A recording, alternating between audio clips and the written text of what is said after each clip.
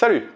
Aujourd'hui, je vais vous parler d'une nouvelle méthode. Hop là, une petite mouche. Une nouvelle méthode si vous cherchez à trouver les meilleurs mots-clés par rapport à votre business. Alors, on a déjà parlé de nombreuses méthodes. À un moment donné, je veux dire, il n'y a pas de vérité, mais je vais vous en présenter une qui est alternative et qui à la fois est puissante.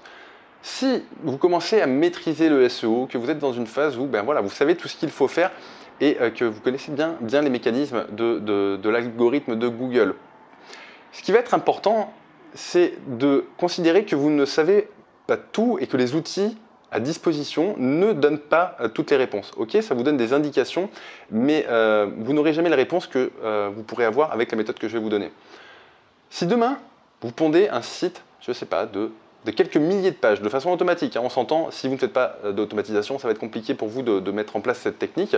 Et à la fois, je vous déconseille finalement de creuser le sujet si vous ne connaissez pas les fondamentaux. Mais si vous savez automatiser et vous êtes capable de pondre un petit site, voilà, de 1000 pages par exemple, sur une thématique bien particulière, vous donnez votre site internet à manger à Google.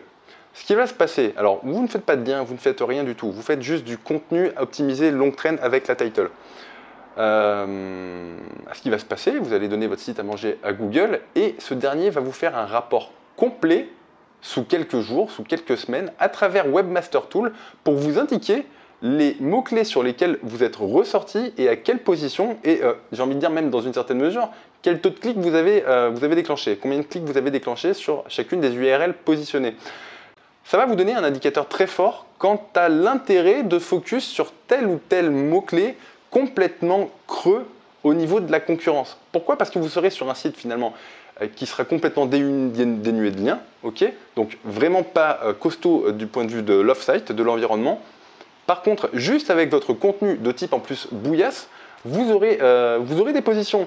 Si vous arrivez à être, je sais pas, peut-être dans le top 20 avec un contenu 100% bouillasse, c'est-à-dire vraiment infâme, hein, dites-vous que si en plus vous déclenchez de l'impression, ça veut dire que c'est une requête qui est tapée et que si vous travaillez ce contenu intelligemment en suivant, là pour le coup, les bonnes préconisations SEO, eh bien vous pourrez vous positionner très facilement, on va dire, dans le top 3, top 5. Alors après, ça dépend un petit peu au cas par cas, mais avec un vrai travail de fond, à ce moment-là, en faisant du propre, vous pourrez vous positionner sur des requêtes auxquelles les autres ne pensent pas forcément.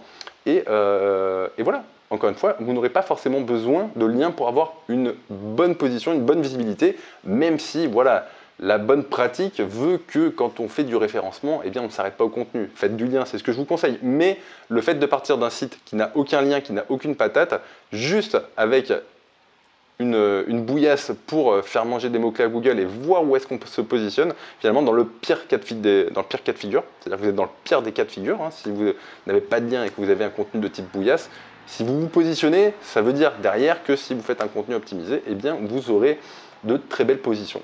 Voilà comment on peut découvrir de nouveaux mots-clés à travailler à partir d'une thématique très précise. Je vous laisse là-dessus, à très bientôt. Ciao!